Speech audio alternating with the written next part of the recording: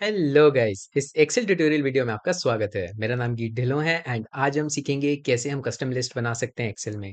ये जो एक कस्टम लिस्ट होती है ये बहुत यूज़फुल हो सकती है और बहुत जगह इसका यूज़ भी रहता है। हम सब कुछ डिस्कस करेंगे कि ये क्या है, ठीक है? इसको एक्चुअली ऑपरेट कैसे करते हैं और क्रिएट कैसे करते हैं एंड फाइनली इसका यूसेज कहाँ-कहाँ कर सकते हैं एंड चलते हैं एक बार प्रैक्टिकल डेमोंस्ट्रेशन देखते हैं। तो गाइज़ यहाँ पर मैं अपनी एक्सेल शीट में आ चुका हूँ।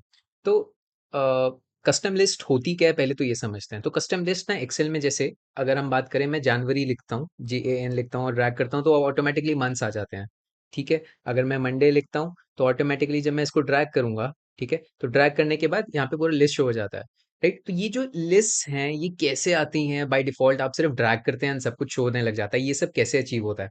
बेसिकली एक्सेल एक लिस्ट के लिए सेपरेट ऑप्शन मेंटेन करता है जहां पर ये ऑलरेडी प्री क्रिएटेड लिस्ट है। आप यहाँ पर अपनी कस्टम लिस्ट भी बना सकते हैं एंड अगर आप कोई कस्टम लिस्ट बनाएंगे उसके बाद उसको ड्रैग करेंगे तो एग्जैक्टली जैसे मैंने ये ड्रैग करके लेके आया हूँ वैसी हो सकती है। अब उस केस किस केस में काम आ सकती है, जैसे अगर आपका ये है मेरा कोई इंप्लॉइज का लिस्ट है बहुत बड़ा, ये तो छोटा डाटा आपको सैंपल के लिए समझाने के लिए है, बट सपोज आपका बहुत बड़ा डेटा है जिसको आप ऑर्गेनाइज्ड ऑर्डर में रखते हैं और आप उसको ऐसे ही उस पर काम करना चाहते हैं, राइट? तो उस केस में आप एक लिस्ट बना सकते हैं एंड जो लिस्ट बनाएंगे जिस ऑर्डर में जैसे रखेंगे वो उसी ऑर्डर में यहाँ पे शो करेगा, ठीक है?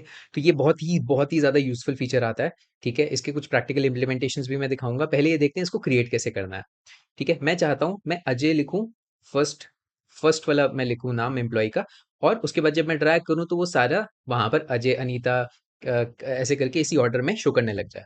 तो ये चीज़ करने के लिए मुझे फाइल टैब में जाना पड़ेगा। फाइल टैब में मेरे पास ऑप्शंस होंगे। ऑप्शंस में मेरे पास एडवांस्ड में जाकर जब मैं स्क्रॉल डाउन करूँगा तो यहाँ पर नीचे आकर मेरे पास जनरल में, ये देखिए जनरल के अंदर मेरे पास एक एडिट कस्टम लिस्ट ऑप्शन है। मैं जब करूँगा तो आप देखेंगे यहाँ पे कुछ प्री बिल्ड लिस्ट हैं। इसीलिए क्या होता है जब भी आप ये चीज़ टाइप करते हैं तो ऑटोमेटिकली ये सब कुछ पूरा शोकेस करने लग जाता है, ठीक है? तो इसी चीज़ को हम खुद अपनी लिस्ट भी बना सकते हैं यहाँ पर अगर हम चाहते हैं तो, ठीक है? मैंने क्या किया है अभी मैंने ना ये सिलेक्ट करके रखा हुआ था और यहाँ पर इसलिए मेरे को ऐड या डिलीट का ऑप्शन नहीं आ रहा है। तो मेक श्योर आप क्या कर सकते हैं, आप या तो इसको ऐसे ही रैंडमली कहीं पे भी क्लिक कर दें, ठीक है?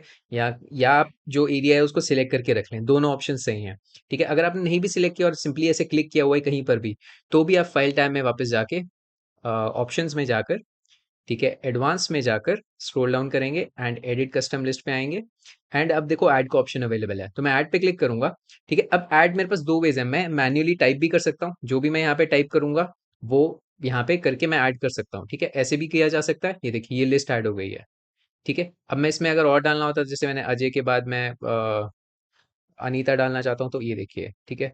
दो है, अब ये जो नेक्स्ट इसी लिस्ट में एक और ऐड हो गया, ऐसे करके मैं ये भी कर सकता हूँ, बट फिलहाल मैं इसको डिलीट कर देता हूँ, ठीक है? ये लिस्ट। और इससे बेटर वे क्या है, मैं क्या करता हूँ, मैं यहाँ पे आप देखेंगे ये इंसर्ट के लिए ऑप्शन है, यहाँ पे मैं इस पे क्लिक करूंगा तो ये मिनिमाइज हो गया। मैं यहाँ से डायरेक्टली लिस्ट जो मैंने एक बार लिखी है वो सिलेक्ट कर लेता हूँ, ठीक है? इसको मैक्सिमाइज करते हैं एंड अब यहाँ पे इंपोर्ट पे क्लिक करते हैं। अब देखिए ये ऑटोमेटिकली जो मैंने सिलेक्ट किया वो यहाँ पर आ गया, ठीक है? इसके बाद वो लिस्ट यहाँ पर भी आ गई है, मुझे ऐड पे क्लिक करने की जरूरत नहीं पड़ी, ठीक है? मैं ओके करूंगा एंड यहाँ पे ओके कर देते हैं एंड अब मैं अजय टाइप करता हूँ, ठीक है? मैंने अजय टाइप किया एंड मैं यहाँ पर इसको ड्रैग करता हूँ। तो आप देखेंगे ये ना रेपिटेशन में जितना भी मैं लेके जाऊँगा ये रेपिटेशन में लेता आएगा। तो ये काफ़ी यूज़फुल फीचर हो सकता है काफ़ी चीज़ों में, जैसे यहाँ तो मैंने एम्प्लॉयी लिस्ट के लिया है, हो सकता है आप कैटेगरी के आइटम्स के साथ काम कर रहे हैं एंड कुछ एनालिसिस करना चाहते हैं, ठीक है? अब यहाँ पर डेटा जो है वो 1000 रोज़ का डेटा है, राइट? 1000 रोज़ का डेटा है और उसमें जो कैटेगरीज़ हैं वो लिमिटेड हैं, राइट? वो रेपिटेशन हो रही है। तो उस केस में आप अगर एक एनालिसिस के लिए जैसे कि कितना के लिए मैं यहाँ पे कोई सम फॉर्मूला लगाना चाहता हूँ या कोई स्टैटिस्टिकल एनालिसिस के लिए फॉर्मूला लगाना चाहता हूँ, ठीक है? तो यहाँ पर उसके लिए मैंने ये टेबल बनाया, ठीक है? अब मैन्युअली इतनी सारी कैटेगरीज टाइप करना मुश्किल हो जाएगा, राइट? तो अगर मैं एक बार में अगर टाइप करना चाहता हूँ, ठीक है? तो मैं ये चीज़ कर सकता हूँ कि एक बार मुझे टाइप करना पड़ेगा या फिर क्या करना पड़ेगा, इस लिस्ट के अंदर से मैं रिमूव डुप्लीकेट्स, जिसके लिए मैं सेपरेटली मैं आपको अलग से भी बताऊंगा कैसे रिमूव करते हैं डुप्लीकेट्स, ठीक है? वो एक रिमूव डुप्लीकेट्स कॉपी करके मतलब एक लिस्ट बनाऊंगा इधर, उसमें से रिमूव डुप्लीकेट्स कर लूंगा तो एक लिस्ट आ जाएगी।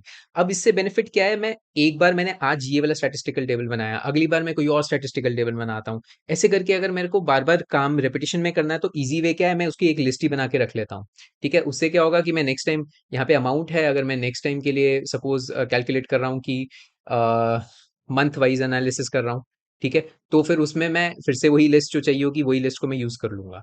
ठीक है? तो ऐसे करके काफ़ी वेरिड यूज़ हो सकते हैं एंड काफ़ी सिंपल से लेके कॉम्प्लेक्स काम इसमें कर सकते हैं। सबसे ज़्यादा जो यूज़ होता है, वो होता है सॉर्टिंग में। अगर आपने सॉर्टिंग करनी है, जो कस्टम सॉर्टिंग करते हैं, कस्टम सॉर्टिंग में आपको लिस्ट की ज़रूरत पड़ेगी, तो कस्टम लिस्ट क्रिएट करना ज़रूरत होती है उसमें।